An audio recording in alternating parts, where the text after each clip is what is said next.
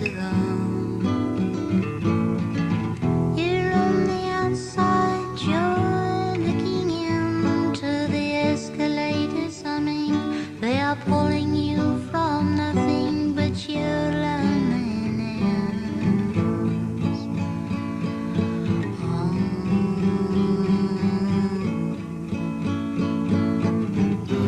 I know you're searching all the time in the corners of your mind, but you can't turn this planet round. But boy, don't you want to know?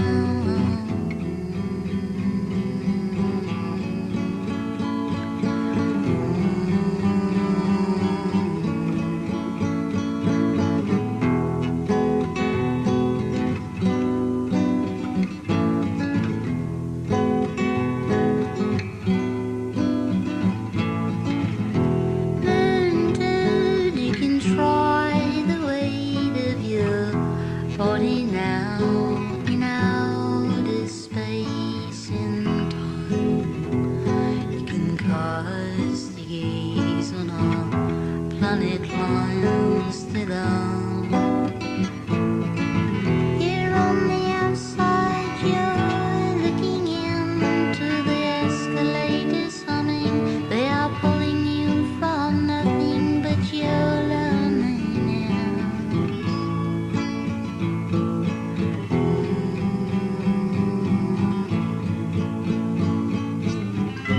I know you're searching all the time through the corners of your mind, but you can't turn this planet round. Oh, don't let me down, boy, don't you want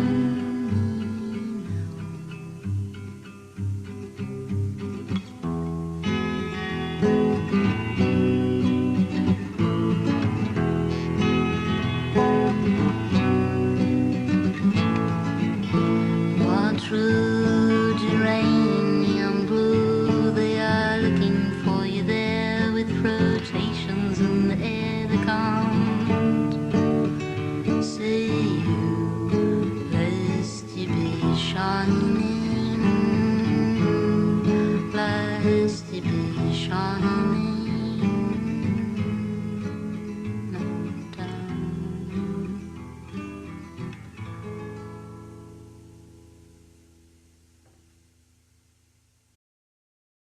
Hey, girl. Hey. Hello. Oh, shit. I'm cameraless. Hello. Hi.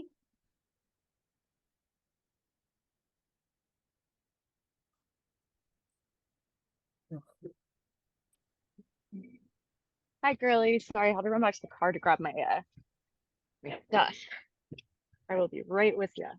Also, there are so many people at the park today. I was not anticipating this. There's like 4 different birthdays here, so sorry if they're screaming in the background.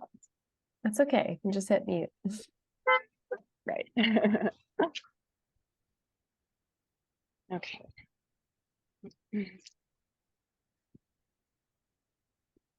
I'm pretty jealous though. It looks fun. There's like 4 jumping castles. Like, man,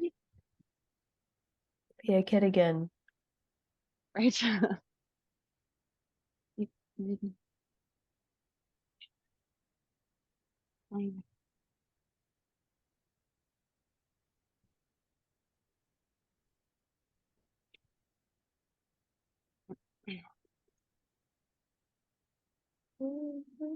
Okay.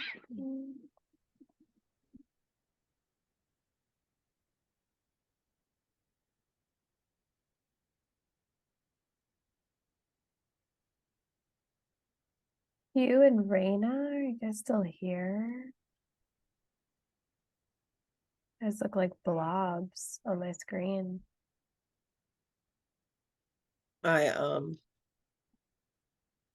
unfortunately cameraless. I think it's downstairs and I'm not going to go get it. That's all right. I just wanted to make sure it wasn't on my end. No. That's all right. Mhm.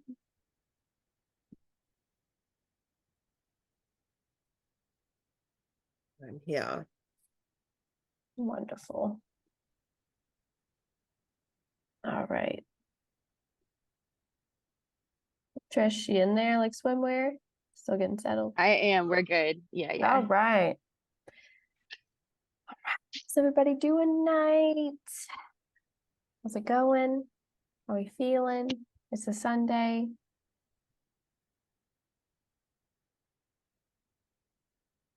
Yeah, it's been pretty Uh, it's been pretty chill today. Yeah, Good deal. pretty chill. Pretty chill. Yeah, mine was until maybe 15 minutes ago, but it was very, yeah, very chill. I actually like midday was getting really excited for this. All of a sudden, my brain was like, "Oh yeah, that's today," and I was like, "Oh." That makes me so And then I happy. had to watch the energy update, and I was so annoyed because you guys were having so much fun. And I was like, "This We is had trash." so much fun. Oh my God. I was Like like, too I'm much just gonna fun. skip all this because I don't even want to pretend like I it's almost took it out and I was like, nah, I'll leave it in there. I was like, what the hell? They are hanging out rude. That's We missed hilarious. all y'all. I know it was a surprise thing. I'm not gonna do that very often, but it was a special circumstance. So well, I'm excited for the energy update now. Yeah, my day. Let's see. I have been realizing how much I don't know, there's been spaces where I need to really like pull in my energy, which we've talked about before. And I've been doing things to like, really fill myself up, but at the same time, I'm like, holy fuck, like I need some alone time, and my family is driving me fucking insane, like actually right now. So it's been really good, just like, oh yeah, I really need to get a move on things, like get out of here. So yes, that's where I am at today. realizations, mature realizations. Yes, that's wonderful. It's a start of something Yes. new. I have no idea. Please forgive me. I have no fucking idea what I just happened singing High School Musical. Yeah, I'm I like feel you. My unchill 15 minutes was my family. That's exactly who it was. my Emery is going through an 18-month sleep regression right now.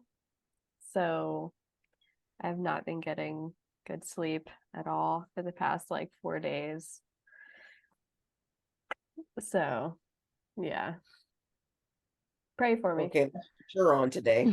Yeah. Yeah, I'm like, woo. And I'm just to put my 2 cents in, I'm in low-key celebration mode because I just had a publication go live a couple hours ago that meant something to me. So I like went out earlier That's to awesome. celebrate. Congrats. Thank Yeah, that's Congratulations, amazing. babe. That's Thank fucking you, thank awesome. you. Yeah, it's a cool Wait, one. how are you not blasting that? Why is this low Right? key? I know.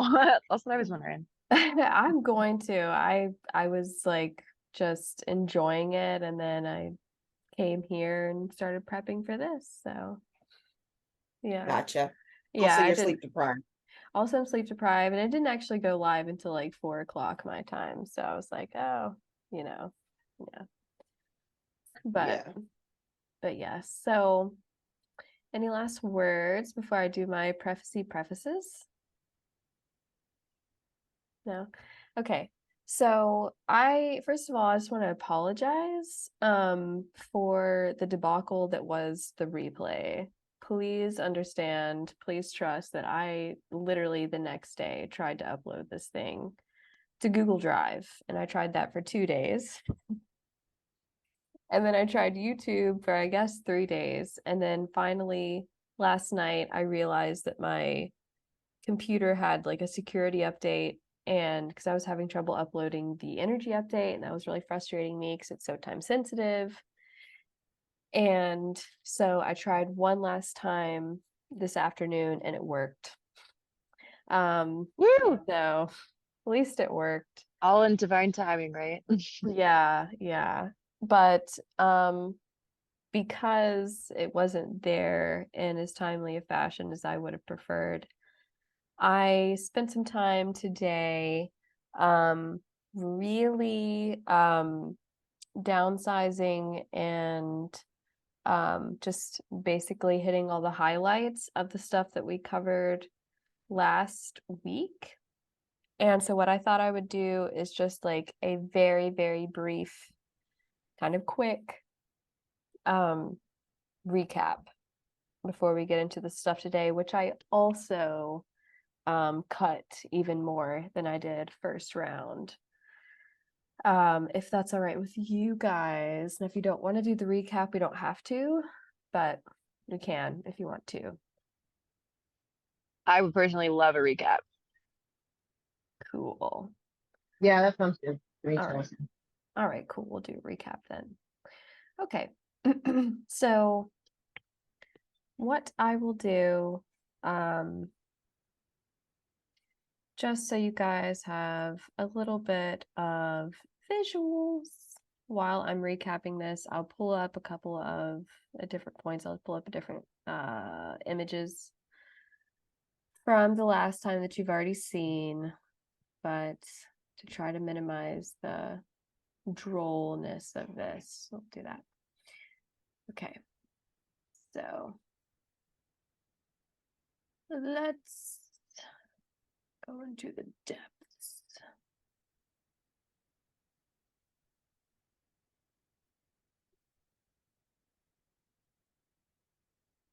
Okay, now how do I see life here? Don't do this to me. Okay, there we go. All right, cool. All right, so last time we talked about 2 of 4 members of the human organization. We talked about old Saturn and the physical body, and we talked about the etheric body and the old sun. And so, as you recall, this is a painting from one of the members of the Anthroposophical Society that is of old Saturn, and we're just going to do a really brief recap and overview of the most important parts of that time that actually created the rudiments of our physical body.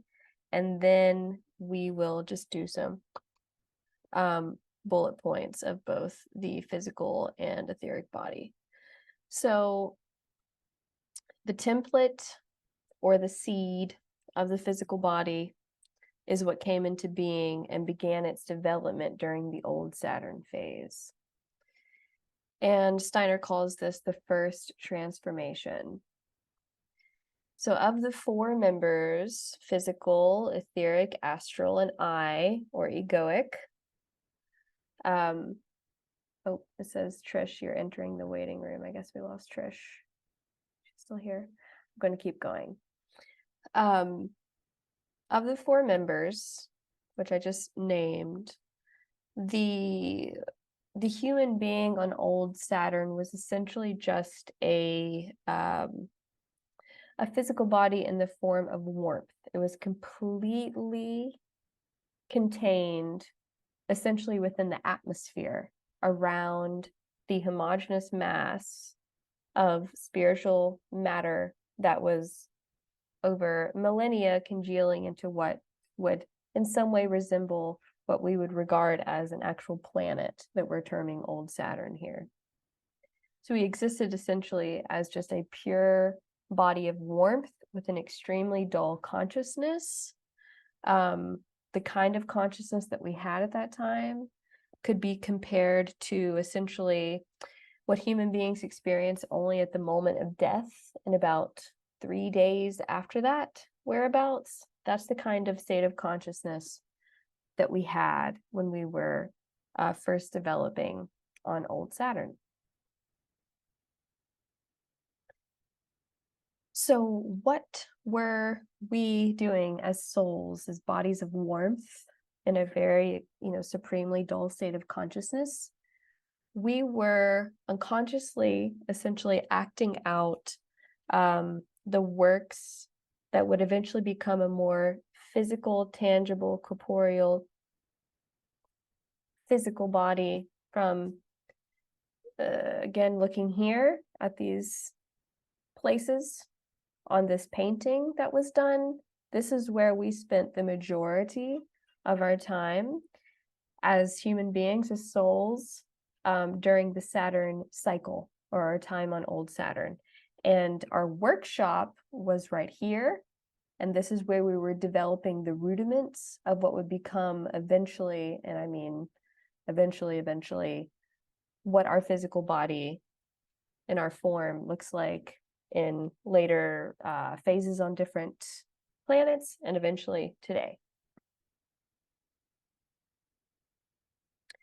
The main point that you want to take away as far as what was developed physically on old Saturn was the instruments for the sensory organs.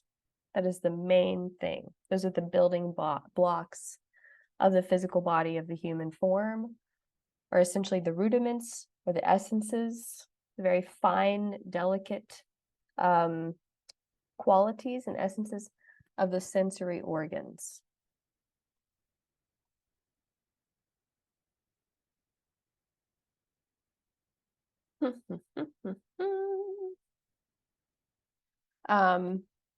Very important point. Once again, you already know this, but during this time, even though we ourselves, as bodies of warmth and unconscious souls that existed in essentially a very basic, and I mean that in a chemical sense, basically spiritual substance here that surrounded what was becoming the planet proper.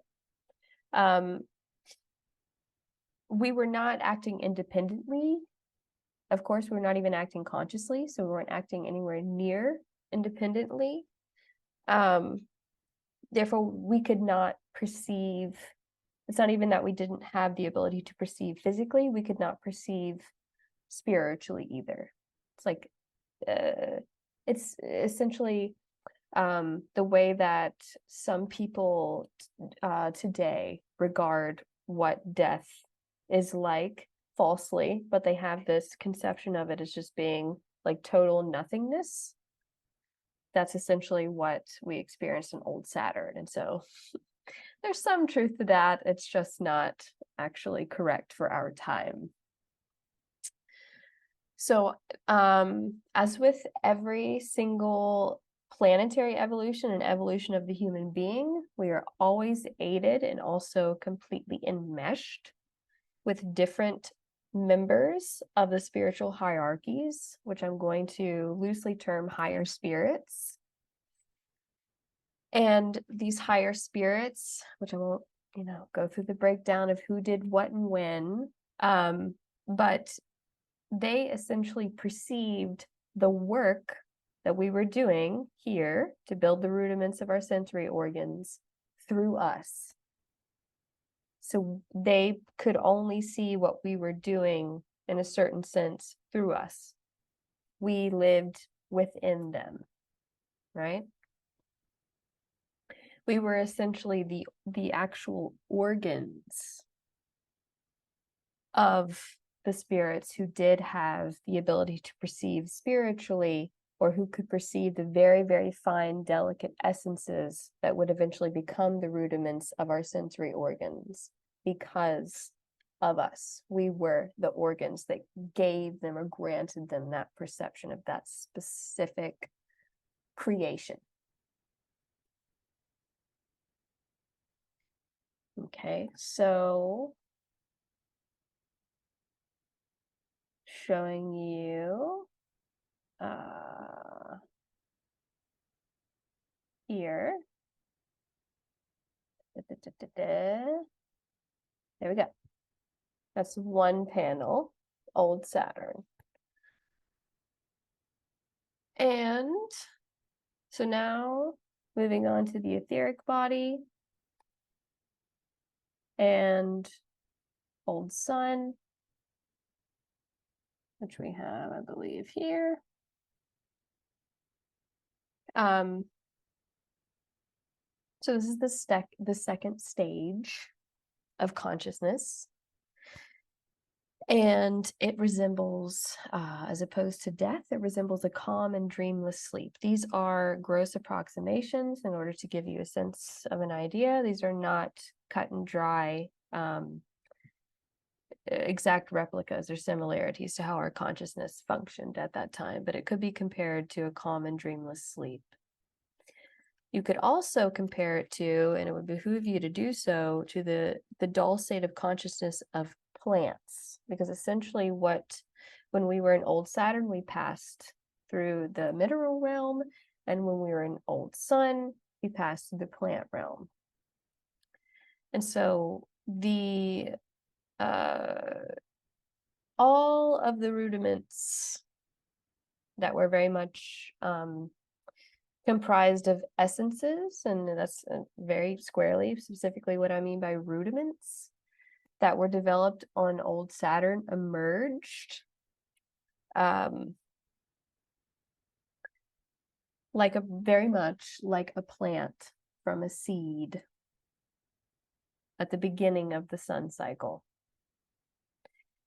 And this, of course, via the help of the higher spirits, this essentially amalgamation, the result of the work that we did on ourselves unconsciously on old Saturn, was permeated by a second, more delicate, a more fine body, and of course a more powerful body, because that is essentially how it goes, and that is the ether body. And so while the Saturn body was essentially an automaton, it was lifeless. The ether body, because of the ether body, it becomes an animated being. That is essentially, you could call, in spiritual science, sometimes the ether body is referred to as the life body, because it is essentially that which animates something and gives it life. And so during the sun phase, man thereby becomes essentially a kind of plant, okay? So, but the way that we looked in this form did not resemble the plants as they look today on Earth. It actually resembled a little bit more the likeness of the physical form that we have today. The rudiment of the head developed on old Saturn, when it emerged in its plant-like state on old Sun, the head of the plant root essentially was turned downward towards the center of the sun, right? And then the rudiments of the feet, the work that was the result of the work on old Saturn of the feet, turned upwards, sort of like a blossom of a plant. Very similar to a plant, but a little different. So one of the most important takeaways from our time on old Sun is that at this time we didn't have any voluntary movement. Now, it is true in the latter stages of old Saturn, due to the spirits of movement or dynamis, we did have a slight amount of mobility, which, as you recall, the way things go in each of the rounds of each planetary evolution, there is a portion of the previous planetary phase that is repeated. And so we do regain essentially the bit of mobility that we achieved through the assistance of dynamis, or the spirits of movement, on old Sun. And so we essentially again become mobile, but at first it is not voluntary. And this is when essentially the biggest thing occurs on old Sun, which is that the spirits of wisdom, again, just like they did, all the hierarchies intervene in all the planetary phases. They are all present for each stage. They come in at different parts, different rounds, different, aspects of the phase for different reasons, but they come in again. And the limbs that I just described, the plant-like limbs, they essentially imbue, now that the rudiments of the etheric body have been laid in the first, number of phases of the sun cycle, they are able to imbue in that container not just mobility into these limbs, but actually they have the capacity to render the motion a wisdom directed one. They are able to imbue wisdom into the direction of the mobility of the limbs of the developing human organism. So previously, what they did on Saturn, it was only the structure that they imbued with wisdom, right? To aid in the perfection of the building blocks of the human form, right? But now the motion, not just the template of the human form, the actual motion, the way a human being moves, becomes an expression of wisdom. And so that's why, just hitting a couple points, and we're about to wrap up the recap here. So that's why the etheric body is not a body of form, but a body of movement. I put something in the chat about Rudolf Steiner's dance art form or movement called eurythmy. And that was not just a purely artistic expression. That was the result of Steiner bringing forth something that is essentially true about the nature of the human organization. And here's why. We are actually intended to live in eurythmic fashion, or eurythmic movement in all forms. But because after the fall, which I know is a nebulous term, we don't have time or the space to cover that in this course, but after the fall and the dense, exceptionally material stage of Earth's cycle that we're in right now, which I can actually pull up for you here so you can look at it while I'm talking, because we are right here. You see this here, see this here. The only parts of our body, physical body, that can actually express this eurythmic or very pure etheric movement that our entire being is supposed to essentially operate from are the lungs and the larynx. And so when you hear someone speaking, as I'm speaking now, or when you hear someone singing, you are actually, that's the most direct perception that you can perceive of someone's etheric body.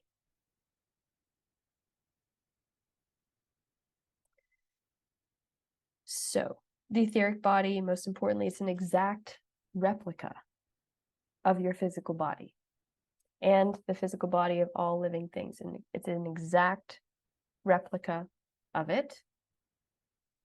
Its main function is to absorb light and heat and transmit that to the physical body. It's essentially the mold, the animated mold of the physical body. And it radiates or emanates about 2 inches from your physical body.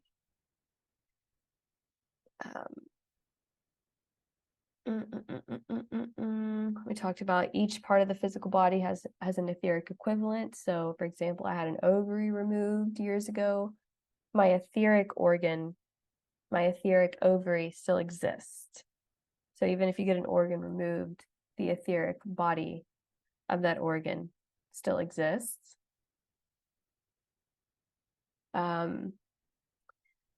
And this is more pertinent for today, what we'll get into today. So the etheric body causes, rather, that's the second point I want to make.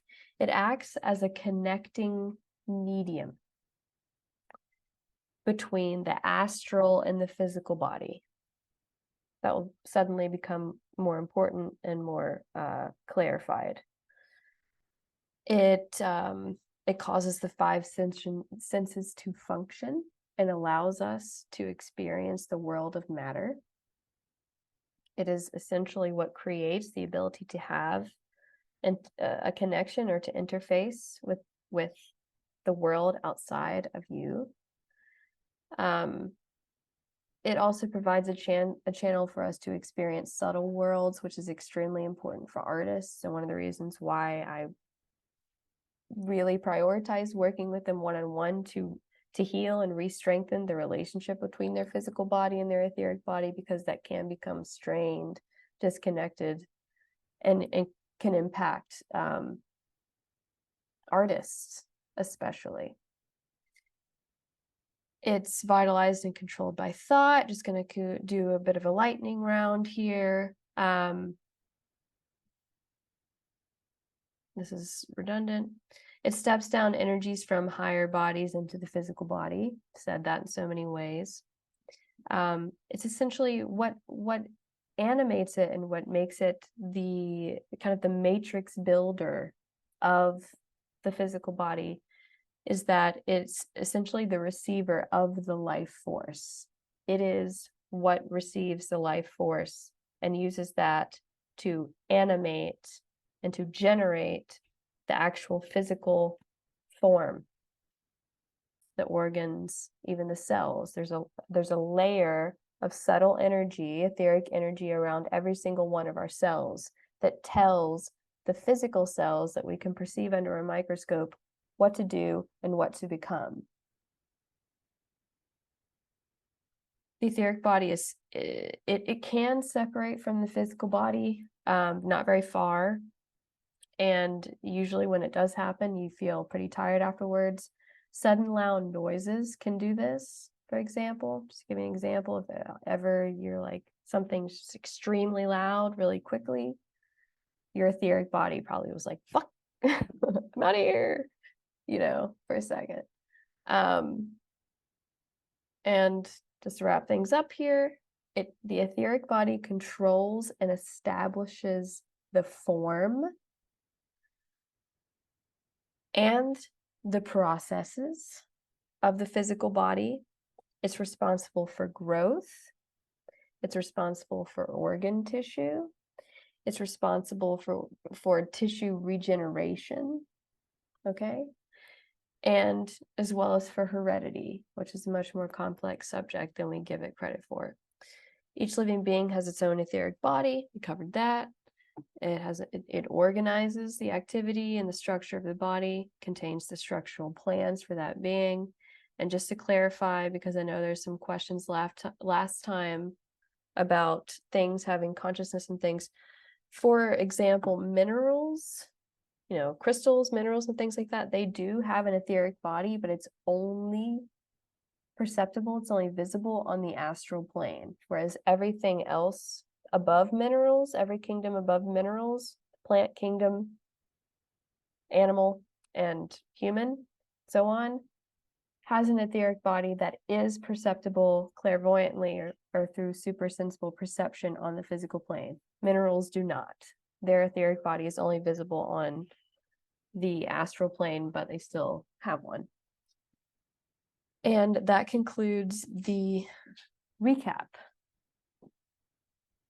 And we're doing pretty good on time, which is great. So if you want to do any questions, we can. We can also take our 5-minute break here. If you want to do that, you guys let me know what is best for you, and I'm going to take this off. I mean, I'm good to keep rolling. I don't know if anyone else makes it great. Same. Okay, awesome. Yeah, I second third that. All right, here we are.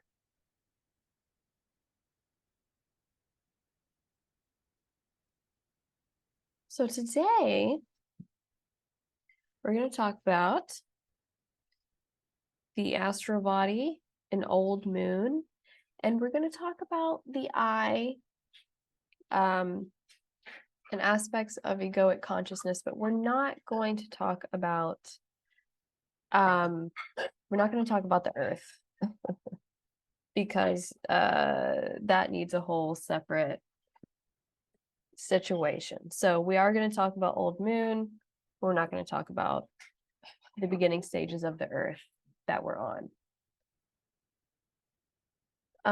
Let's see, what can I bring up here as a visual aid? We'll do screen. All right.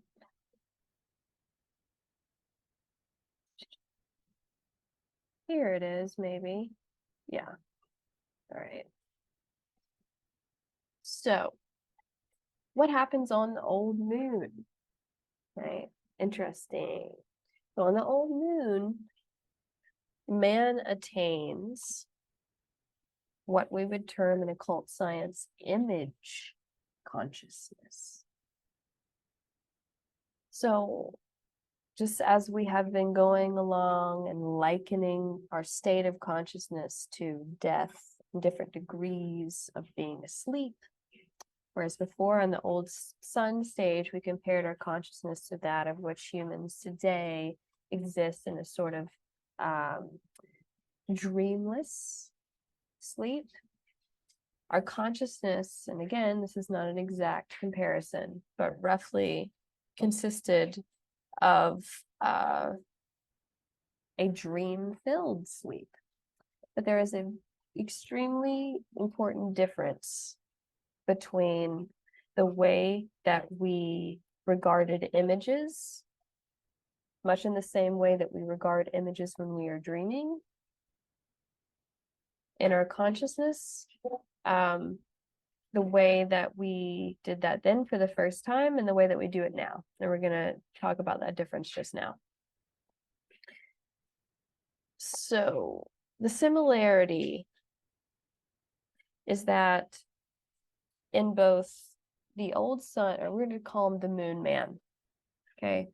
With the moon man and with the humans of today, the images that we see, whether we're dreaming or in the case of the moon man in waking consciousness, they do have some sort of relation to the external environment of the being.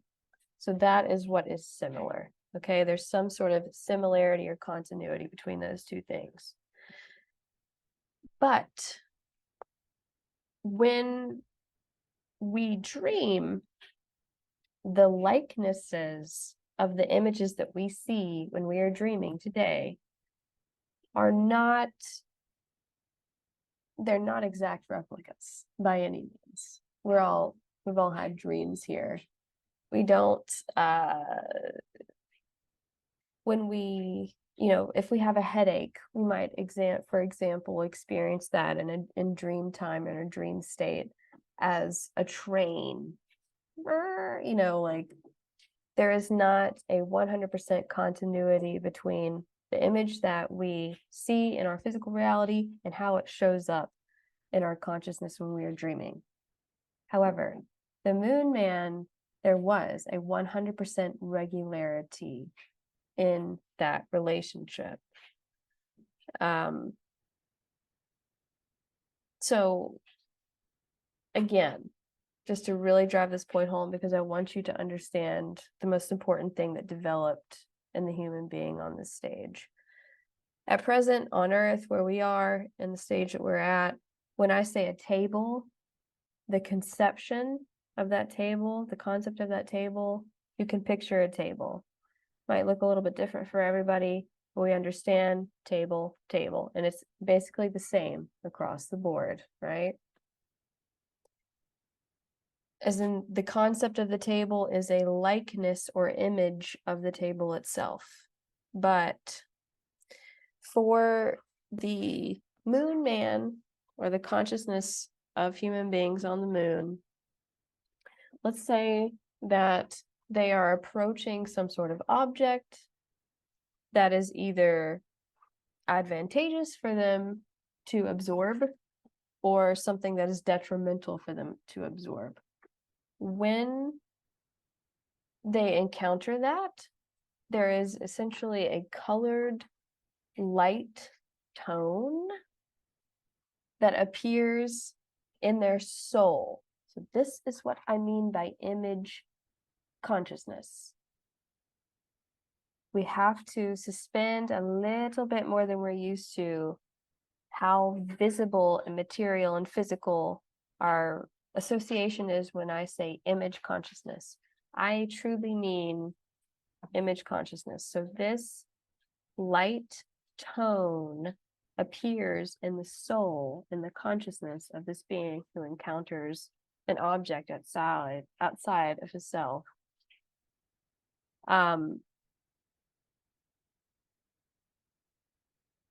So when something is pleasant and welcoming and nourishing, there is a pleasant tone, light tone that appears. When something is harmful, dangerous, there is an ugly and dark kind of light tone that appears.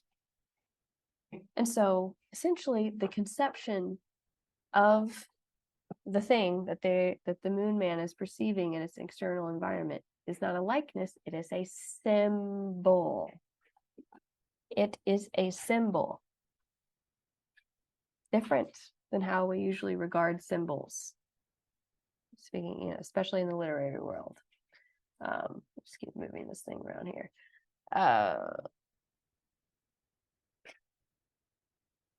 So to be very blunt, essentially, man at that time was directing his life in accordance with the symbols that he experienced in his soul as a result of his interaction with the outside world.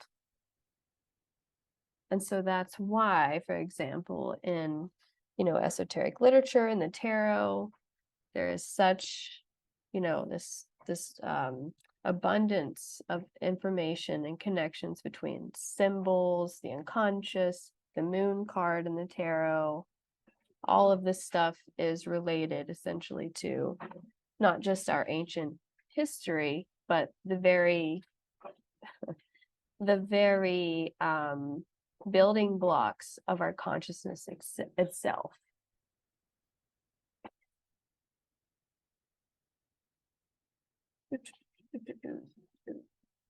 So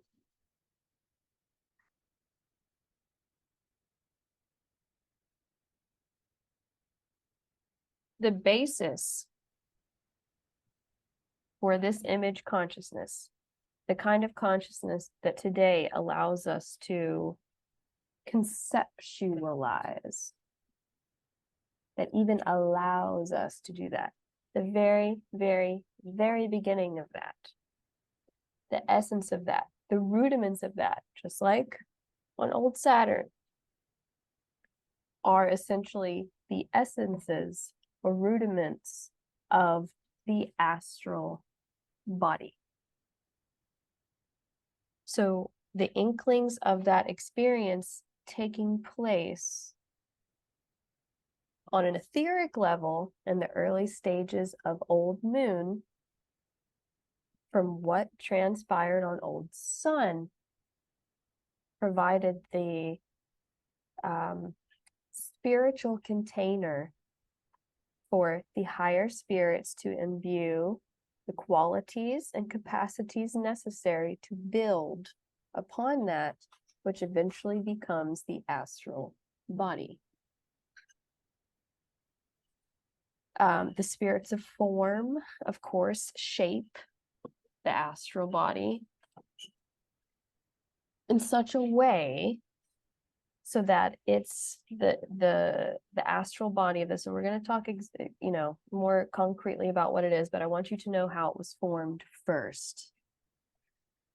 They shaped it in such a way so that the whole organization of this body, of the human being, could develop inner processes, right? So we essentially would not even be able to think ever without this body, ever, much less conceptualize.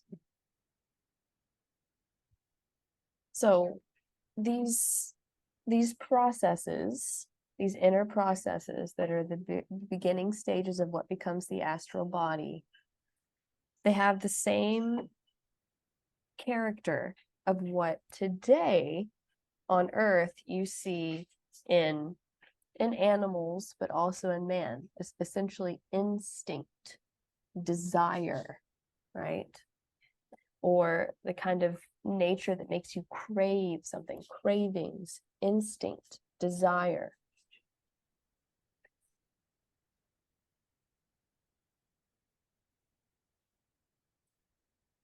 At about that time, the Karyotetes, I'm not sure. Either way, the fire spirits. They step in at this time and they produce in this body that they're developing. So they're working in tandem with the spirits of form who are shaping its container and the basic structure of it. And they imbue it with vivid emotions: love, hate, rage, fear, horror, passion, anything that you consider an instinct, an impulse, so on.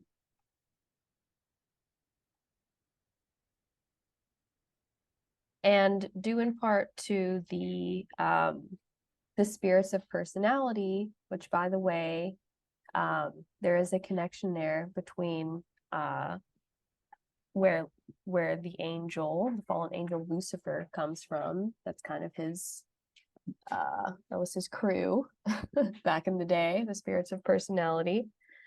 They inoculated the astral body essentially with their nature as well. This also occurred back on Old Sun, but we didn't, I'm not going super in depth with everything, but this also occurred. Every single one of these higher spirits has a hand to play in every single evolution of the planet and the human being. Every one of them plays a part.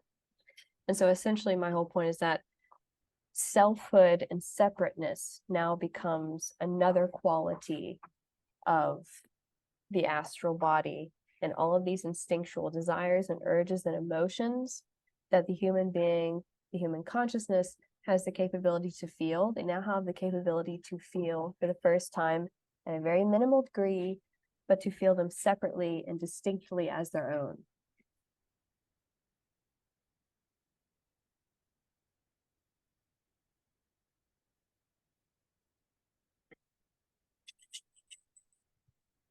But to be noted, this comes in handy just as something to keep on the shelf here. The human being at this time still lacks object consciousness. That does not happen until Earth, and that's a part of the egoic or I consciousness. I won't go into detail about that, but we have a Q&A for a reason. So if that's something you want me to go into further detail about, I can. So essentially you can think about in the astral body, especially as it's developing further and further through the old moon stage, these emotions are essentially ebbing and flowing in different emanation surges of light, tones, colors within the consciousness, within the soul of the human being. And they're becoming more and more pronounced. They're becoming more and more dynamic. And they're becoming more and more individuated, though it is nowhere near the point of individuation that we are at today, or even in the first beginning stages of the Earth cycle. But the first building blocks or essences, of course, not experienced by all the human beings at that time, but experienced by a certain number of them that would advance. And the ones who did not advance would eventually, nourish the ones who did. And that's how it goes, which we already talked about. So remember, Saturn, mineral, sun, plant, moon, animal. This is essentially the time in which man passes through the animal realm or the animal kingdom. And so at the latter stages of the old moon stage, man essentially becomes an animal man. And it's a higher level of how do I put this? A higher level than the present day animals that we have here on Earth, and the way that they are, the way that they be, because at that time, the qualities that we possessed, which again were honestly just pure emotion, pure instinct, pure desire, a pure appetite of nature, were more complete and whole, and originating from the sources, the spirits that imbued those qualities in us, than the animals possess today. So if we essentially had continued to advance in a straight line, and just to prove a point here, hypothetically, if we would have just kept advancing, and some of the other things that happened, which I'm not going to go into, but if we would just kept advancing in a straight line that way, we would have become a wild, unrestrained, barbaric, animalian being. As a matter of fact, the development of Earth actually represents, among many other things, a taming down of the animal consciousness in man.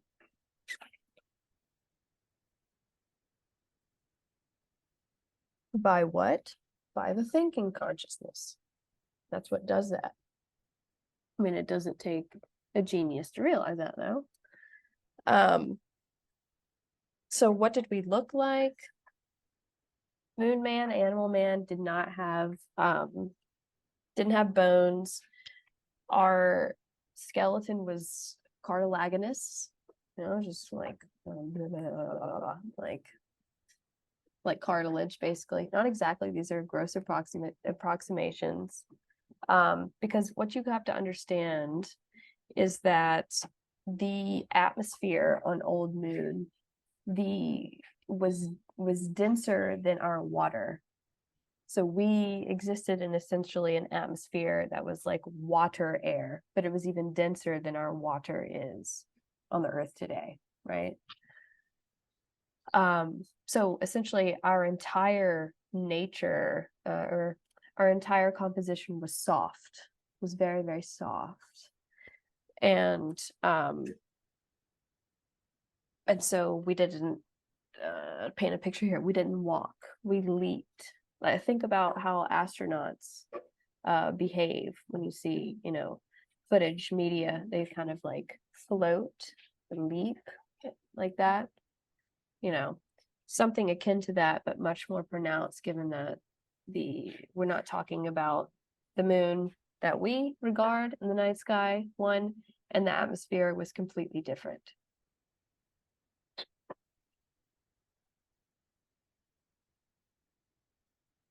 That's what I mentioned. Okay, another important point. It'll be a while. We won't cover it in this course, but there were not two sexes yet. Still not two sexes, one sex.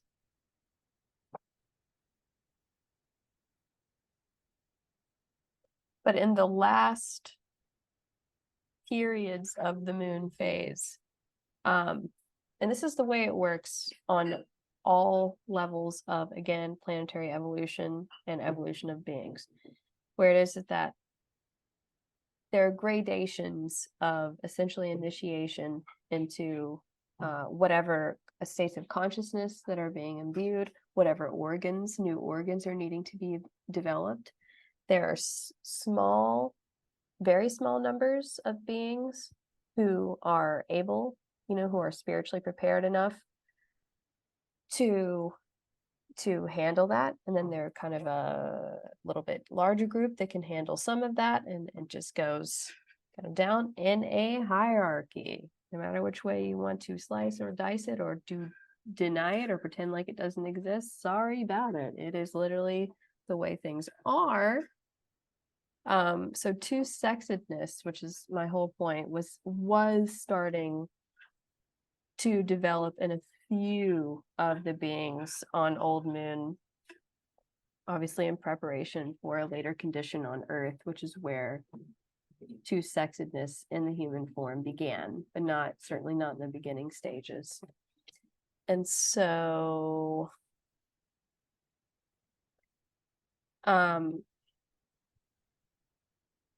still doing pretty good on time. Before I break down, just like I did with the etheric body, the astral body, are there any questions? I've been talking for a while. Or any questions about Old Moon?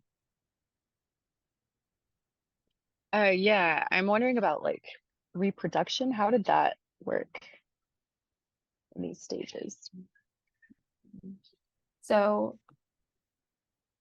to my understanding, the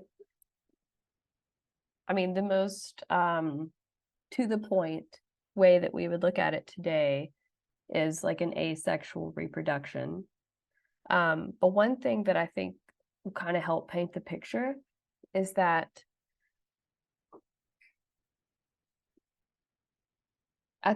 even during this time, so we're 3 planets in, we're 3 stages in now.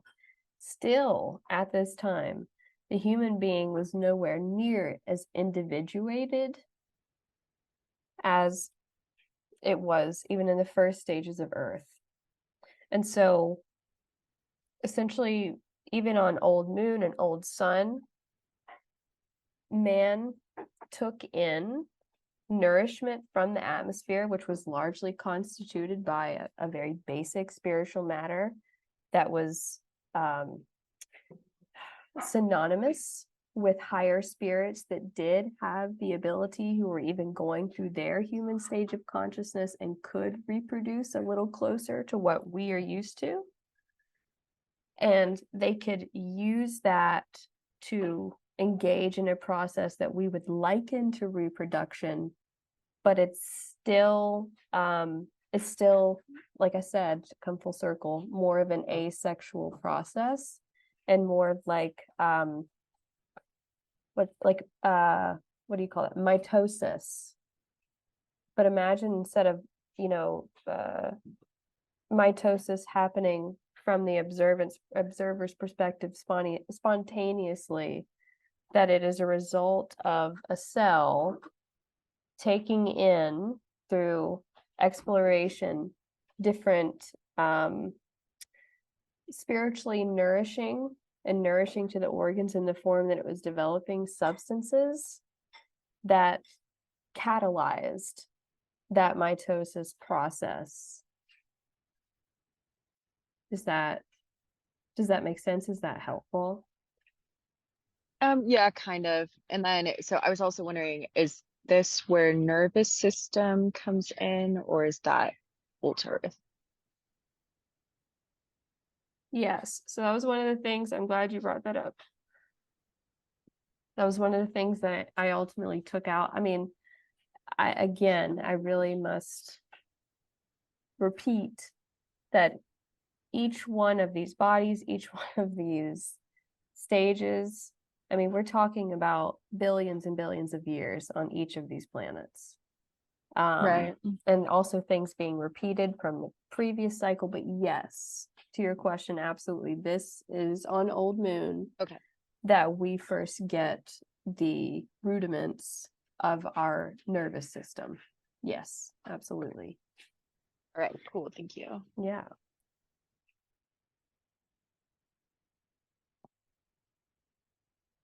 All righty. Any other questions? Okay. So, what is the astral body? Well, the astral body is also sometimes called the sentient body in occult science, and there's a really good reason for that, and I'm actually partial to that term myself because I think it's more on the nose about what it actually does. So you see, if the etheric body is the result or the proof of life, of animation in the organism, The astral or the sentient body is the proof or the result of consciousness, not self-consciousness, but consciousness. Essentially, it is the first introduction of spirit into not life, not the life force, but spirit into the being. So the astral body is the basic barrier of consciousness, not self-consciousness, which solely develops through the ego. We do not get that until we arrive on Earth. Okay. So the astral body is essentially the manifestation of a human being's passions, emotions, instincts, drives, desires, but also all of his thoughts, ideas, and concepts. Okay, so the astral body is the manifestation of all of those things. So when a clairvoyant or psychic person, that's a very generalized notion, but just to give you an idea, perceives another human being's astral body, they can see, and it's mostly due to different great shades and intensity levels of color. They can see essentially the quality of that person's thoughts from the lowest instinctual urge to the highest moral drive. It is visible in the astral body to the person who has the capacity to perceive that body.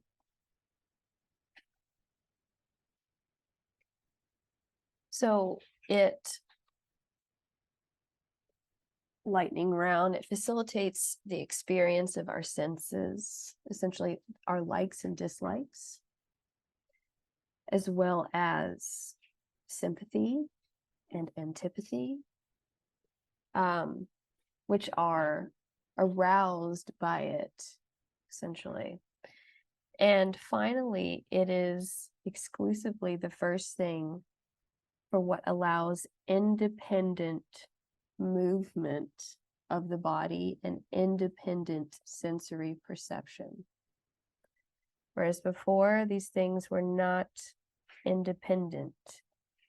Where a being looked on old moon and old sun and old Saturn was not an independent decision. The astral body is what gives a human being independent movement and independent sensory perception. And it connects essentially physical outside of you, and also what your physical body's doing, and mental phenomena with each other, i.e., this is where we spend so much of our time in our minds. We spend so much of our time in our minds every waking day, whether we realize it or not, in the astral realm. Experiencing a like or a dislike or an emotion, or making some sort of connection between the physical world and a mental thought process that we're having. That is all the astral body.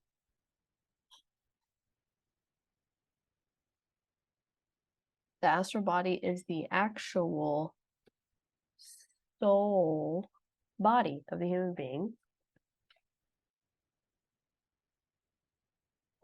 Essentially the substance, as it were, from which the human soul is woven. Again, it's the carrier of consciousness.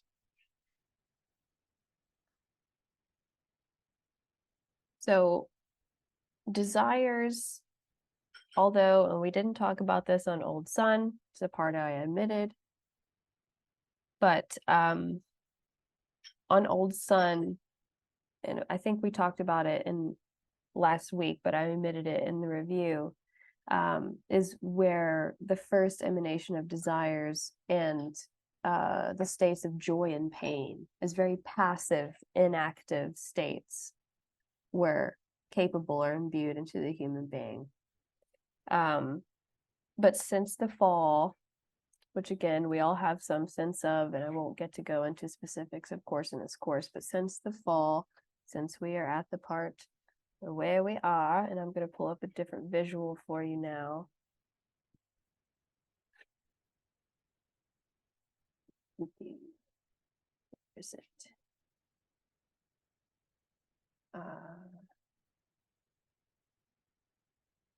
Yeah, here we go.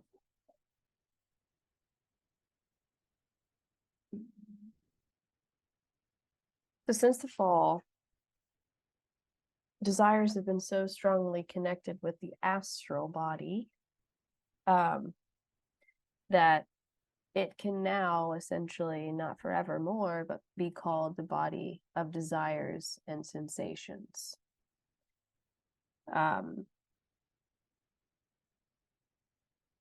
I'm not going to go as much into depth about that as I was originally going to. Here is an important thing about the astral body. The first cloak that a being has over their consciousness, the language for this is so fraught, before they, what in the world is this?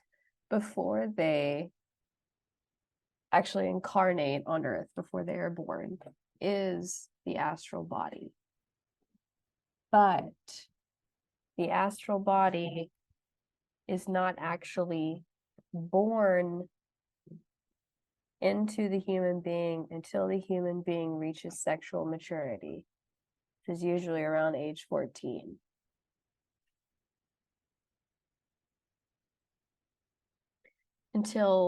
Up until that point, a human being's astral body is still embedded, much like I've been describing in each of the previous planetary evolutionary phases, in a larger astral sphere or atmosphere until the human being reaches sexual maturity, and then it actually I'm blanking on the word here, but I'm going to use the word triangulates, even though it's not really it. It siphons or funnels down completely into the being and is born and is now actually a part of their structure on the physical plane in their earthly incarnation after they've reached sexual maturity. Couple more things I think that will really help paint a picture between the etheric body and the astral body, like hammer home, like what is the difference between these things. So when you're looking at the soul world or the astral world, the etheric world, and the material world, the etheric world or body acts as a mediator between those places, between the astral or the soul and between the material. That's what the etheric body does. It mediates those two worlds. By focusing on the etheric, for example, as the primary central area, like almost like the control room, like the home base, the mediator,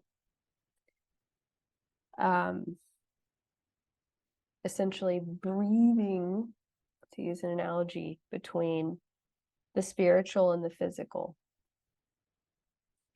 You can describe the physical body as the breathed out, the out breath hardened manifestation of the etheric body. So if the etheric body is the mediator between the invisible and the visible, the spiritual or soul and the material, and it's breathing between the two. It's a valve opening and closing in breath. You can describe the physical body as the hardened out breath, which is the physical manifestation of the etheric body.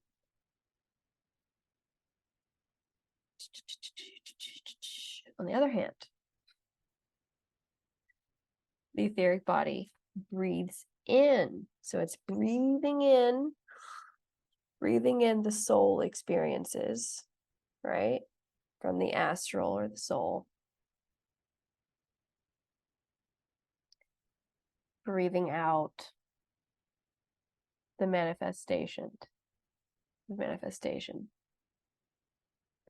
as the physical body. The astral body consists of two parts. Basically, one, which you describe, it has these animal-like desires, instincts, and urges. And then the other part, essentially, man has himself worked into it. And the thing about it is that men have a female astral body, and women have a male astral body.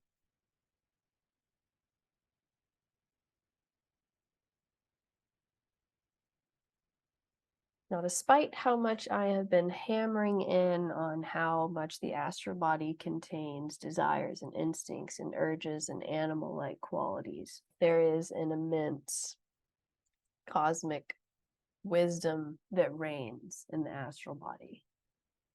It is, after all, called the sentient body as the carrier of consciousness itself. But we cannot raise to the level of consciousness of that body in our present state of development, where I showed you on that other graphic where we are at our post-Atlantean epoch, at the stage that we are in. We cannot be conscious of that body. It is an unconscious process, just as the etheric body is literally what makes you breathe without thinking about it. The astral body does not belong to the spatial world at all. It does not actually have a shape. It does not have a form at all. And when one speaks of it, what is one speaking of? They're speaking of only an image. Only an image. So even the psychic who can perceive what I described to you earlier is only perceiving an image. They are not perceiving it directly because it has no shape. The image only serves to represent it. It kind of, like the etheric body, it's when it is perceived by supersensible organs, it is kind of egg-shaped. And on average, it's twice as long and 4 times as wide as the physical body. If you've ever seen an old, paintings, Renaissance era and things like that, where there's like a Vesca Pisces, or sometimes it's called a mandorla, but there's this like golden kind of egg shape around Jesus and Mary, that sort of thing. That's literally a depiction of the astral body, which was much more visible back then, especially with Jesus and Mary. In different people, the size of this varies, and this is a part of what makes up a human being's aura.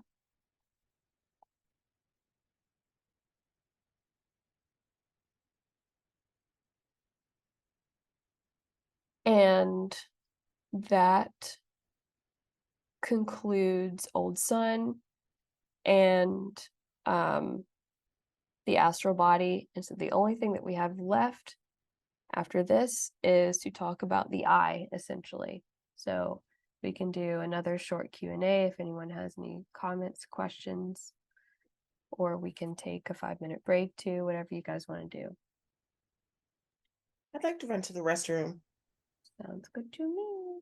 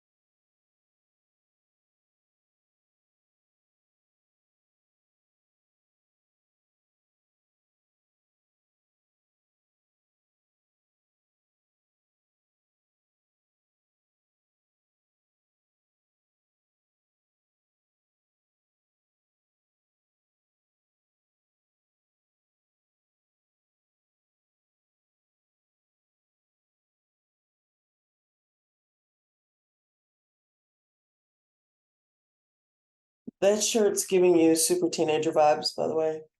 Oh yeah. You should have seen me back in the day. It was like only crop tops and jelly sandals. That was my whole book. I was a jelly sandals kid. I was a jelly sandals woman. I was gonna say I almost just bought some jelly sandals off website the other day. Like, listen, I will still rock some jellies Yeah, I just for think they might sure. hurt my feet. That was the only thing that stopped me. Yeah, they're not the most comfortable option. Yeah. Yeah.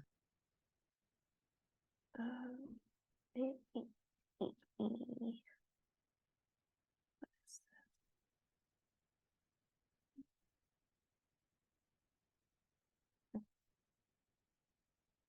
all right, so I guess we're just waiting on Trish. I would I'm good really to go. Hi. Um, Hello. hello. I would love to get through this last part and we can do Q&A and stuff, but I would love to at least tell you a little bit about what aura is, because that's what we would have been doing today if we were on schedule.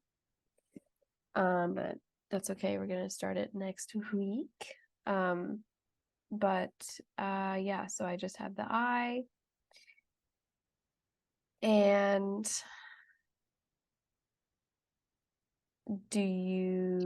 any questions about anything that I just talked about in the last 15 minutes, or shall we keep going? There was something that you said that I would like you to repeat or rephrase, and I don't have a lot to go on here. All I have written down is symbols, arrow, soul. But you were talking about the light and how we were perceiving that as symbols of like good or bad, essentially.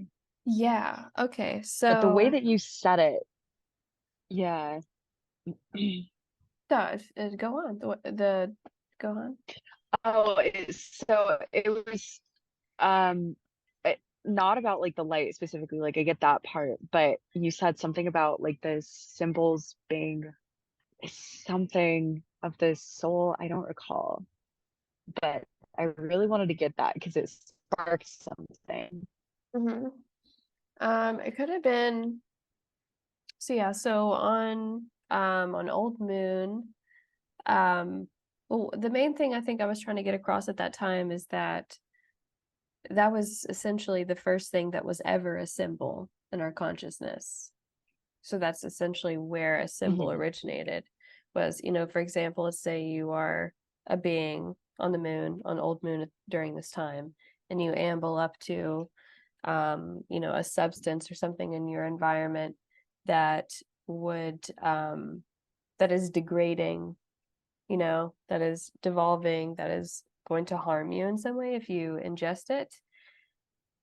What would happen is that inside, in the deep recesses of your consciousness, so what we would kind of consider our unconscious, there would be a light tone expression. So the actual, now the light spectrum was different during this time, but for the sake of conversation, I'll use a color that we have that's just plain and simple in our light spectrum.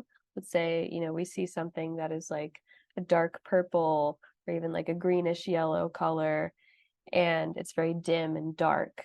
That would be presented in that in the Old Moon or the Moon Man's soul as a symbol, right? Right. And so it's what makes it a symbol is that light that I just described is not an exact likeness of the thing that it's referring to.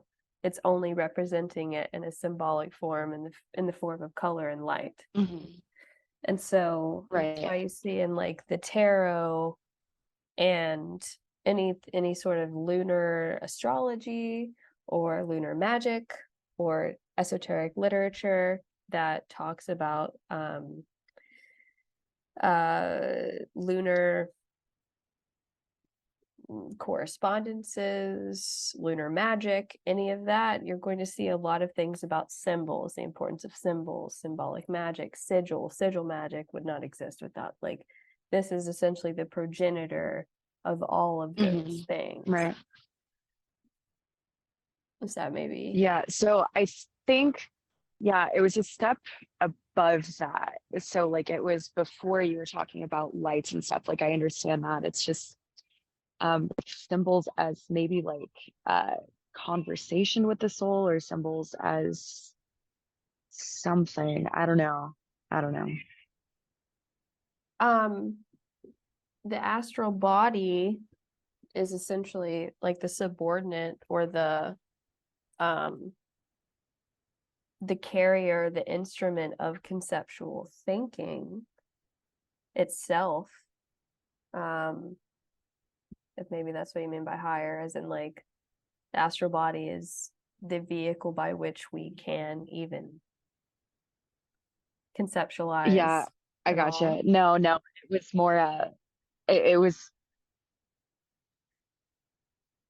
higher in the sense that it was like above the logistics, or not semantics, but yeah, you mentioned it right after you said something about having perception of like relation to external environment.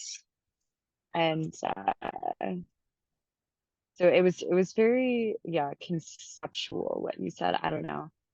Sounds like Maybe me. I'll try to figure out how to word it. Yeah. Yeah, think about it, and if it comes back to you, let Okay. me know. Yeah, right. I was hoping you had that like specific sentence in a note or something, but that's all right. It's possible. What I can do is I can look over my notes, and if I find something that matches your description, I Okay. can put it in the group chat. That would be rad. Yeah. Certainly.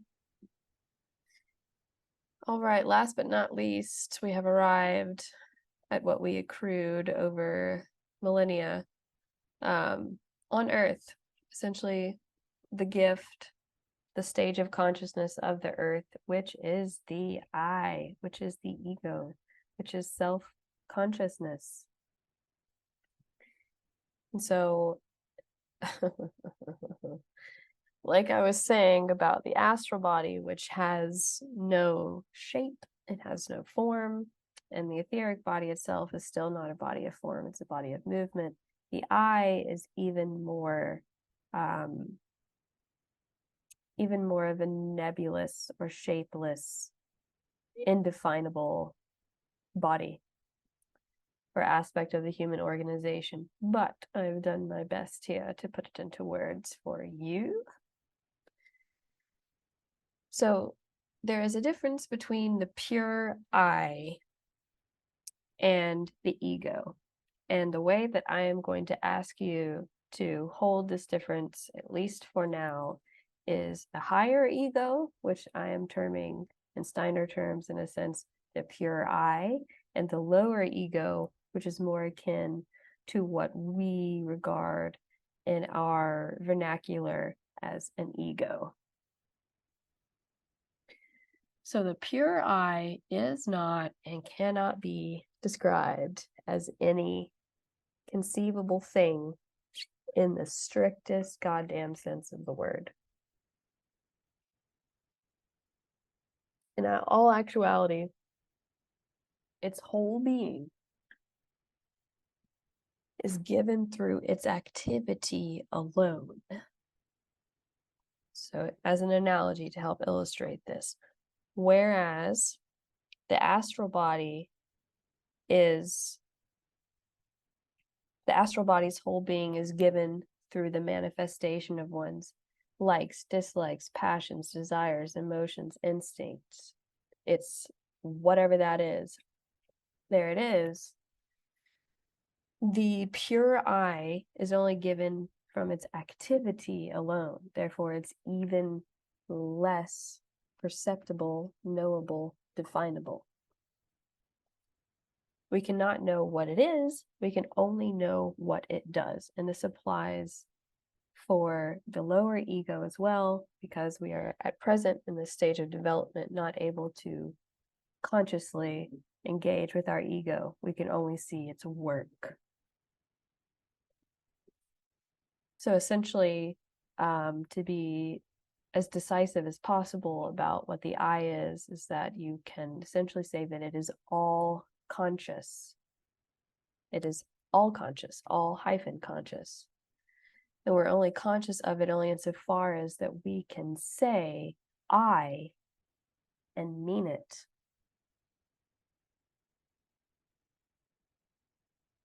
The selves, of which I'm going to loosely refer to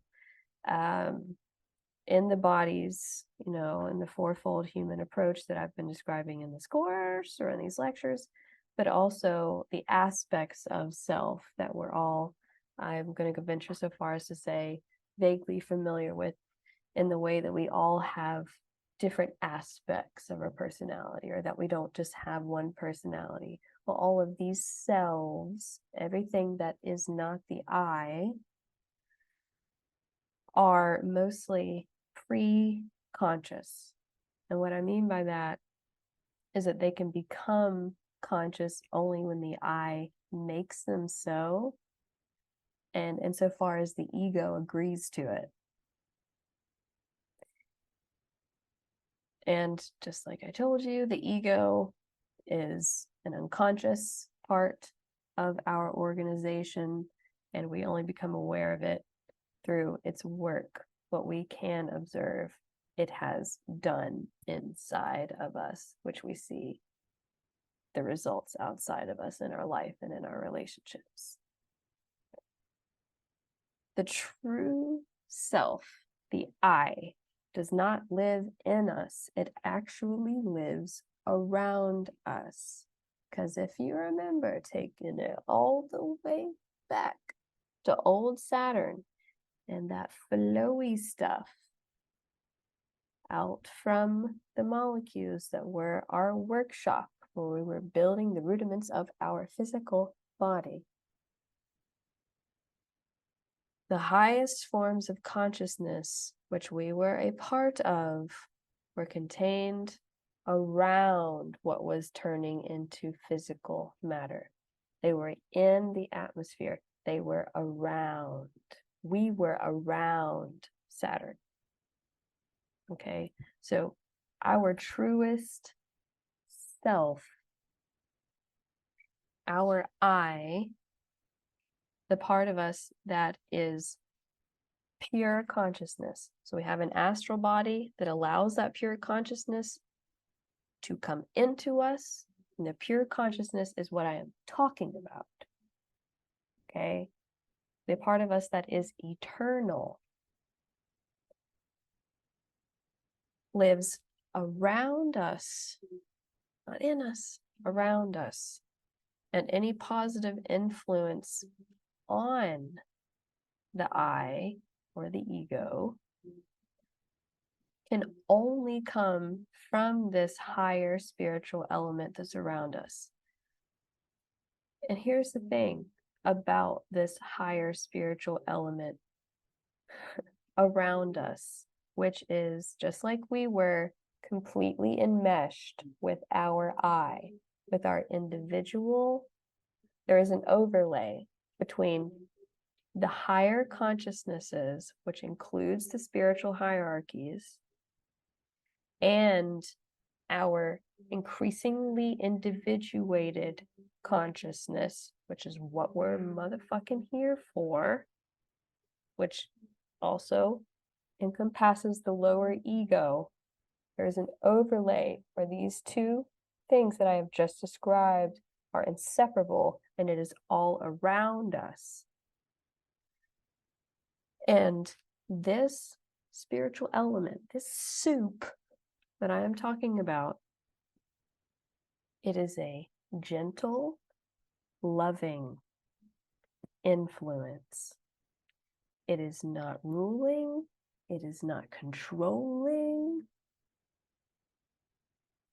It is, by and large, bottom line, one thing, and that is constantly forgiving. And you might think that you know the utility of that word, but I am going to add something that I hope will show you how there are scant many things that are as important.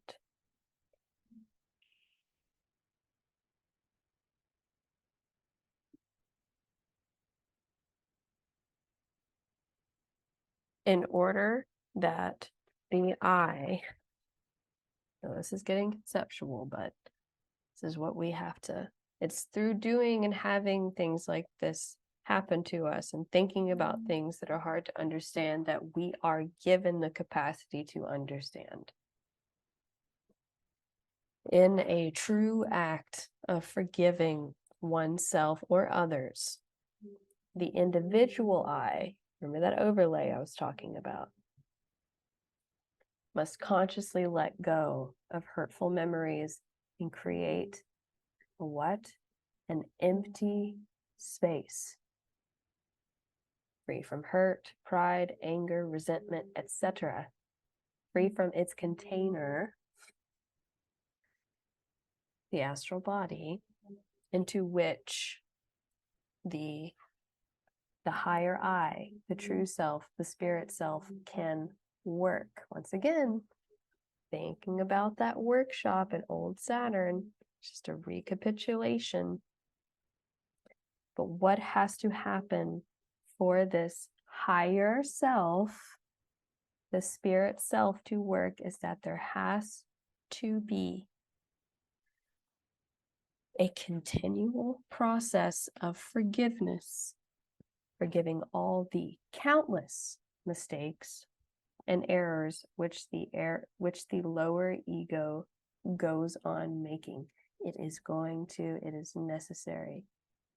There has to be a constant and continuous process of forgiveness that clears a space for the I to work.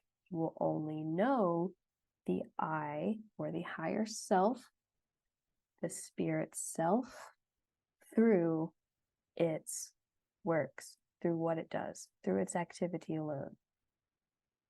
Yes, there are people right now who are 100% entirely blocking the ability for their I to have a space to work, and they are devolving, and they will not pass this initiation.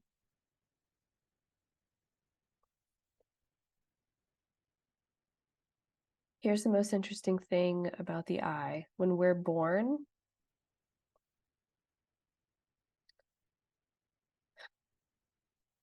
trippy. When we're born, the true I, so the I, we'll just call it the I, comes to a stop, essentially. So what we experience while we're alive and conscious present on Earth is only a reflection of our actual I, hearkening back to the mirroring process that we were talking about on old Saturn and the image consciousness, all these things. Again, only a recapitulation. Essentially, the moment that we are born, the true I, as in like, think about it like this, pre-birth, what is always there and which we have access to pre-birth and after death, stops, and what we experience in its activity is only a reflection. Now, the truest definition of what a multidimensional being that I can come up with is this: finding a home in the reflection of your true I is living as a multidimensional being.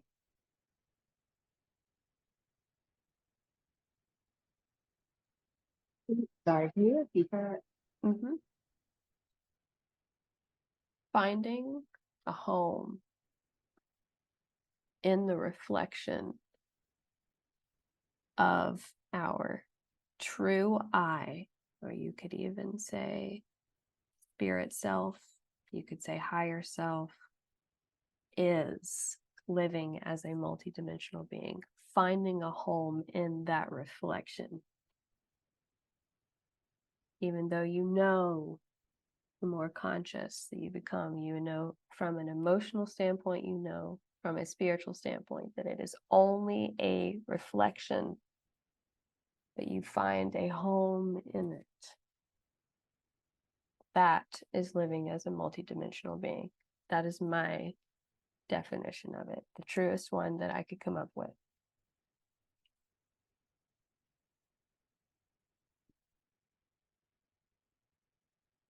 Another way to describe what I'm saying is that it's only, the true I is only something that reflects our prenatal I in us. It is an imprint in us. It's a reflective imprint.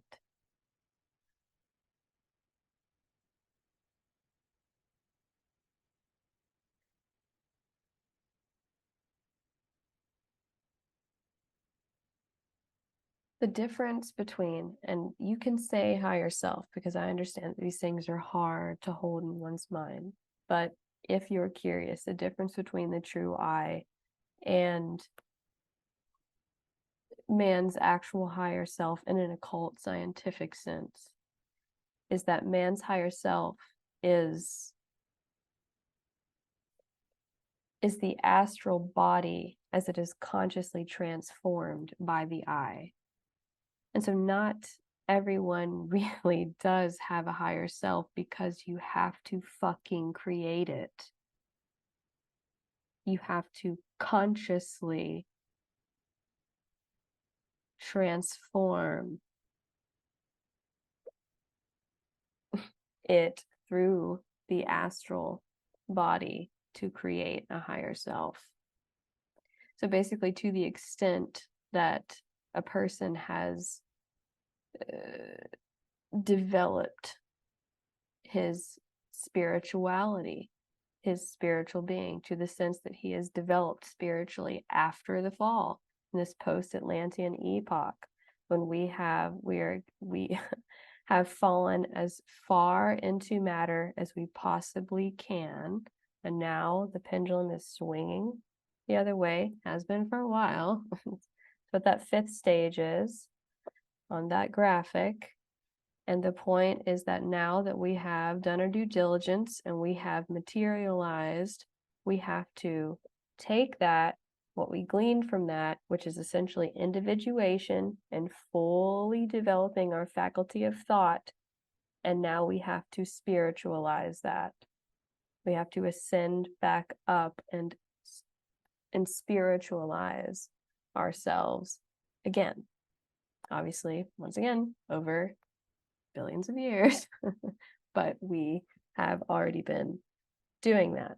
Small numbers of people. I digress. I won't go on. My point is that the I is essentially what remains immortal in a being. And so there's a huge connection here with so many of the things that trickle down to these conversations, like, for example, karma. But most importantly, it so much depends upon the I and how much it's developed as to whether or not, after many incarnations, you are one of the human beings that, when the earth once again goes into its pralaya, or its sleep or death phase, when it reemerges, that you are on the next planet, that you pass that initiation, that you're not left behind. That is essentially the penultimate task of humanity, the human being on earth during this stage of development, is to develop the I.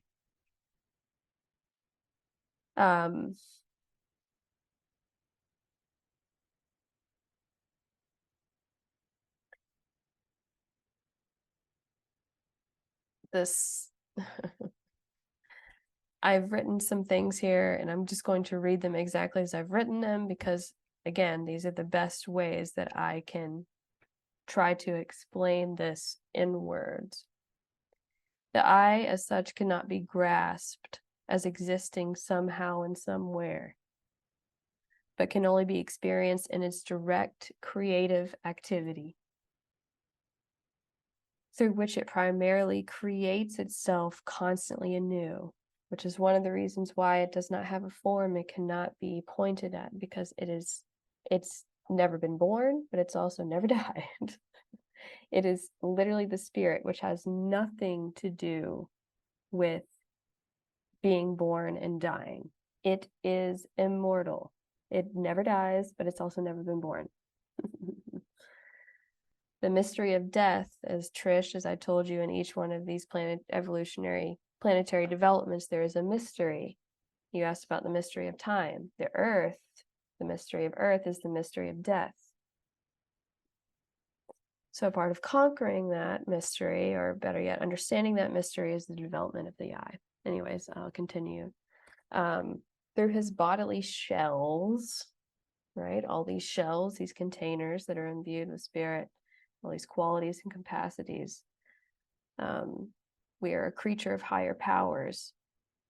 But through our I, we are a free creator of ourselves. The only reason why we can never be rid of our own I is by virtue of the absolute freedom of our being, which is also why the I in us cannot be a thing capable of objective determination. It can't be comprehended as a middle member in a series of conceptions like what we have been doing these past 2 weeks. It always steps in front of each series again and again as the first member, which holds the whole series as conceptions. That the acting I, the activity of the I, although determined in each individual case, is at the same time not determined because it escapes from every objective determination and can only be determined by itself, and thus being at the same time the determined and the determining. It is the end all be all, the immortal, the closest thing that you could ever imagine to what exactly God is allowing that to work through you. That is what the I is. And in order for that to happen, there has to be a proper workspace, which means that there has to be a continual process of forgiving for what the lower ego, for what we do, what other people do, because that is how we learn. That is how things are refined. We are not complete beings. We are not perfect. So what? So what? We have to keep constantly forgiving the lower aspects of ourselves to create an empty space for our I to work, so we can know the I by our work. All these other lectures where you have heard me say, you will simply watch yourself doing something, that is what I am talking about. That is what I'm talking about. If you attended Romancing the Work, that merge phase, that is what I am talking about. You will simply observe yourself doing things, being capable of things that you never imagined that you would be capable of. You are observing the activity of the I.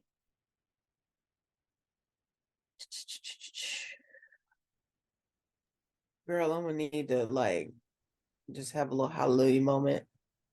Hallelujah. Like, what in the fuck? That was awesome.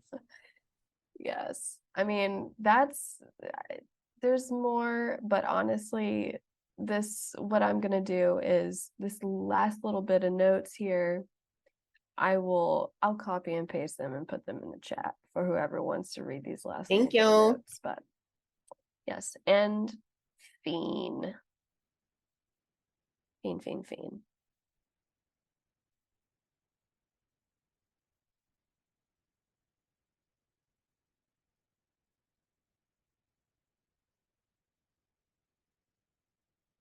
I just want you to know, from this point on, these lectures are going to be, they're going to feel so short. You're going to go from like, oh my God, to like, that's it. It is a completely That's different probably course good for starting your next week. brain and your fucking Mhm. time management, quite frankly. Yeah. I can't imagine what goes into preparing all this. Oh, I can't either. I just do it. There's a little Letting bit it of work through you, notes. baby. Yeah. Just watching it happen. It never goes how I think it's gonna go, obviously. But yeah. I do have a quick question. Mhm. You said you went back to romancing the work. What Yeah. part of that again? Because I was thinking just going back to that Yeah, refreshment now yeah. that we've already, this is coming up. Yes. So in romancing the work, it's the fourth stage, merge. And if you go back, or whether you watch the replay or look at the PDF, if you look at the slide of that, I don't remember exactly how I worded it, but it was something to the effect of, it's almost like this, I think, like when you are like cleaning your house or watering the plants or just doing something mindless, like it's just so automatic. But imagine that with like things that are extremely valuable and important to you to create in your life. For example, in that context, it was your business, right? So like a way more complex activity than like watering the plants. But imagine doing things that were pertinent to your business, for example, your vision, your dream, in that automatic way, but it wasn't mindless. You were almost more conscious than you were than usual. That's essentially, although I didn't say it because like it'd be like, and that's the eye, and you'd be like, what, but that is essentially the activity of the eye. I'm trying to initiate people into that process Got it. without knowing they are doing that.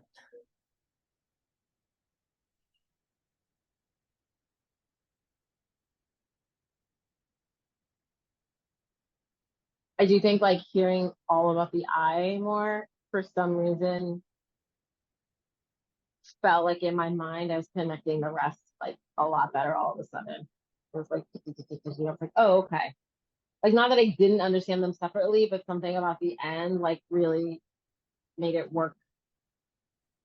I don't know, going in reverse, I think about it, but I don't know. There were like pieces where I could go finally. Like right now, I'm kind of going, oh, okay. Oh, okay. Like this like is Yeah.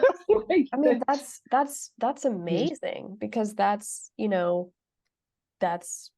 whole point. Like that, because the eye has transformed, and the eye has technically been there all along, and it's been transforming each one of those previous bodies. And so our physical body is the result of how the eye has transformed all the bodies that came before it. So it's really interesting and wonderful that it like once you have that last piece, it's like retroactively it makes more sense. definitely this Yeah. whole like building up of, and then I don't want to say like taking what you can use and leaving the rest and kind of like moving into the next space, but that's sort of what it mentally, I don't know, the visual I have for myself. And then I'm like, okay, so whatever billion a years iteration of us today will be that. It'll be what's being, I guess, what you're talking about, the merging of being pulled during those moments, I guess, or held on to. Yeah, let me actually bring up one of these visuals real quick and show you something now that we've gotten through this really quick, that I think, Raina, will make sense with what you were just saying. So this graphic right here, okay, well, I don't know if this is necessarily the one that I wanted to blow. Ah, yeah, here we are. All right, so here we are at Earth, I, ego, da da da da da da da da. Now, Pralaya, remember we talked about that, Pralaya. Now, in Pralaya, future Jupiter and Earth are essentially going to merge, and that's kind of what you can think of it like fleas. All the beings who are evolving with the Earth, who pass this initiation right here, are going to, during the prolaya, when future Jupiter and Earth are one, and they're in a state of pure spiritualization, no materialization at all. They're basically dead. They can't be visible. They're not visible. After that pralaya period ends, then they start to separate, and the earth part of it will be what's left essentially of the people who did not make that initiation. It's what Steiner calls the eighth sphere, and it's what biblically is called hell, basically. And then it's like summer school. Who got left back? it's I wouldn't necessarily, I don't know if I'd call it that necessarily. It's actually, in all actuality, the eighth sphere is already around the earth. There are people who are dipping into, their consciousness is dipping into that. And this is the kind of information that I'm going to be talking about a lot in the esoteric research tier on Patreon. But anyway, when they separate after the pralaya period ends, then the humans who evolved end up here on future Jupiter.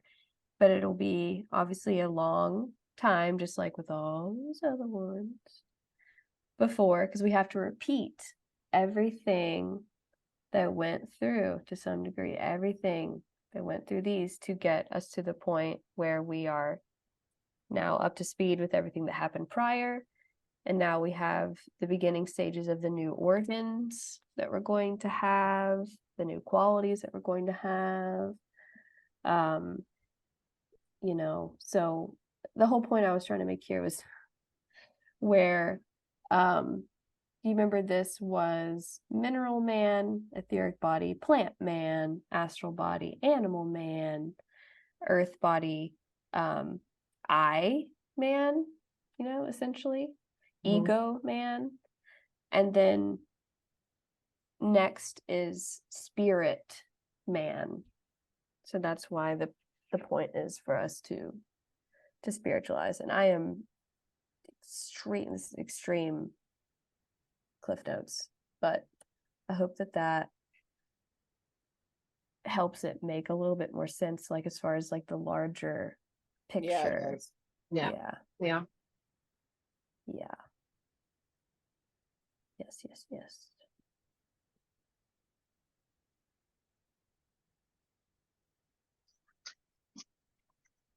There's a lot to think about. It is. Yeah. I mean, not in a bad way. It's in a good way. But it's yeah. like, I have nothing else to say because I'm like, well, now I have to think. That's fine. and write some stuff. Yeah. This is all mostly in the name of information and exposure. It's just, I wanted you, again, last time I'll say it, but I really wanted you guys to know, and I wanted to put my money where my mouth is, as far as like when I say multidimensional being, I mean multidimensional fucking beings. Okay. Like I wanted to prove to you. So Layers of it. Yeah. Yes. Oh, pop quiz. One thing. Which of the 4 bodies do you think is the most perfect? As in, like, not opinion wise, if there's a correct answer.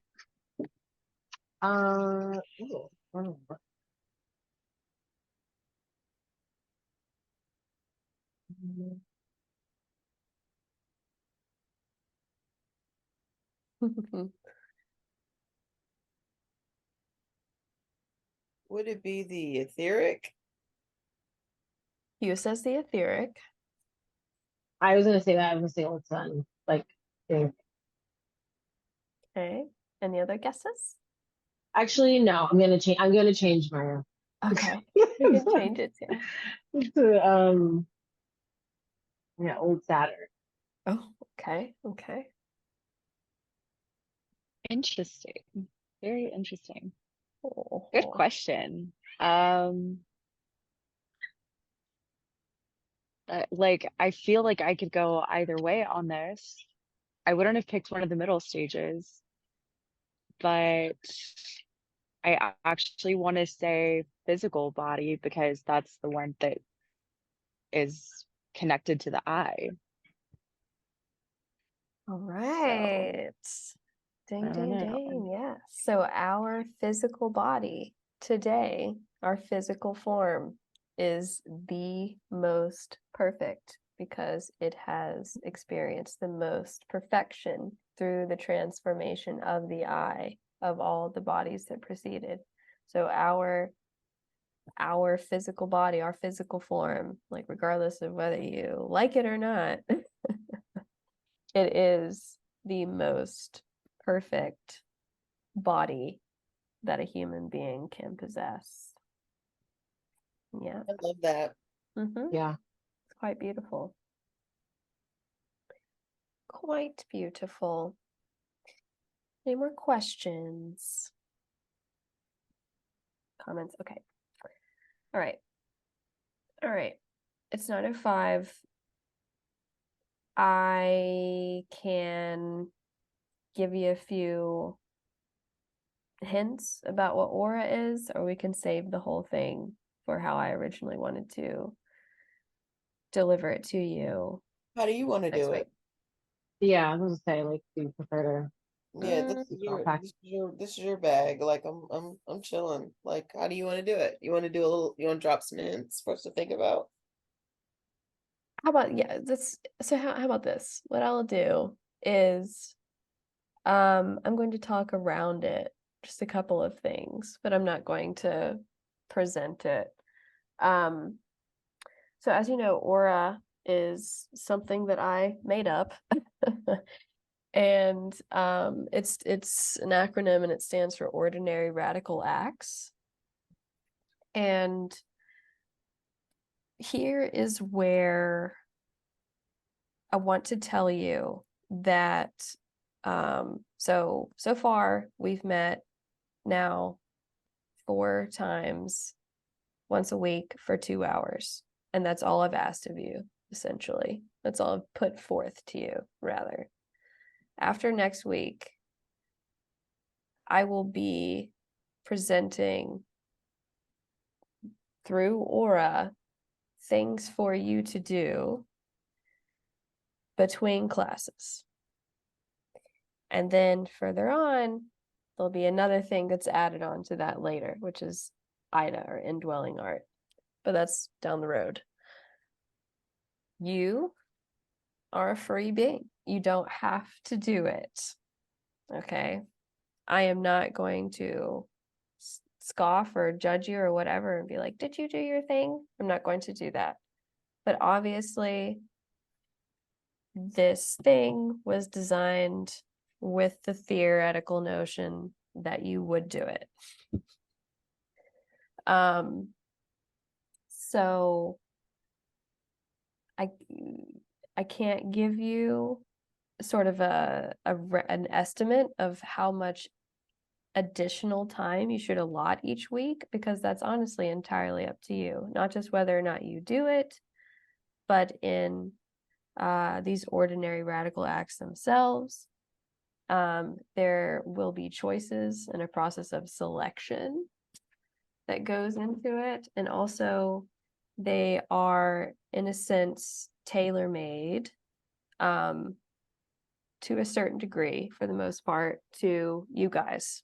So the next time I do this, they'll be completely different, or mostly different. I might keep a few of them.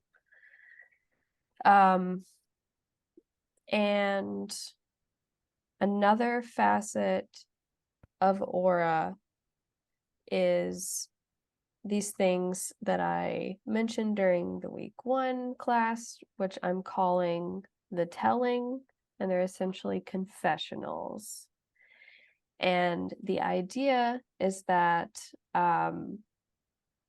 before the next class, after you have done the aura, or even if you haven't done your aura, that you will record. It can be audio. It'd be better if it's video, basically as close as possible as the cream of the crop into these real world confessional style. And essentially just talk about your experience. I want you essentially to get comfortable talking about yourself regularly. Talking about these things that you are doing, right? And I will ask you to send them to me. And ideally, they will be at least 15 minutes in length. They can be as long as you want them to be, but I would prefer that they be at least 15 minutes long. And I might not be the person to ask, but if you have any technical issues trying to like upload them or like send them to me, I will do my best to try to help you. But yeah, that is the little bit that I'll say Okay. about those things. Yeah. Yes. Sounds great. Sounds Yeah. great. All right. Well, thank you guys for Thank being you. here. Yeah, thank you. All right, I I'm will. sad I'm missing next week. I'm like, I ugh. know. I'm like, ugh. Now I kind of wish know. I just said, no, you could just save it all for next week. I don't need to hear like, Yeah, I'm curious. Oh, I know. That's okay. There are worse weeks to miss. If I don't know if that's a consolation, but it's true. It's a really easy week. Yeah, it's very light compared to this shit. It's, you know, yeah, yeah. But we will miss you. And last, while I'm talking about things in the future, nobody else, well, I think Q, I might have told Q, because I tell Q like pretty much everything. But I talk to her the most. But I am on the 29th, I haven't announced it yet or anything, but on the 29th, I am doing a little mini workshop on personal year numbers and numerology. And it is, I think, going to be really fun, and it's super practical. I try to sandwich a more practical thing between these big conceptual things. It's also very inexpensive. It's $20, and I'm budgeting. It's one of these things where I'm gonna leave like 3 hours, because once you come in and get what you need, because I'm gonna do like an overview of all the years, but I'm also gonna do like hot seat style for each person who wants one-on-one coaching about their year. And once you get what you need, you can just leave the meeting. And it'll be recorded, so if you can't make it, you can just watch the replay. But I wanted to tell you guys first before I put it on Patreon or anywhere else, because I'll probably only allow like maybe like 9 or 10 people to come. So just in case, I want you guys to be there if you'd like to be there, because y'all are my heart. So there's that. That's all I have. I'm done talking. Yes. Oh God. All right, you guys. I love y'all. I hope you have a great night.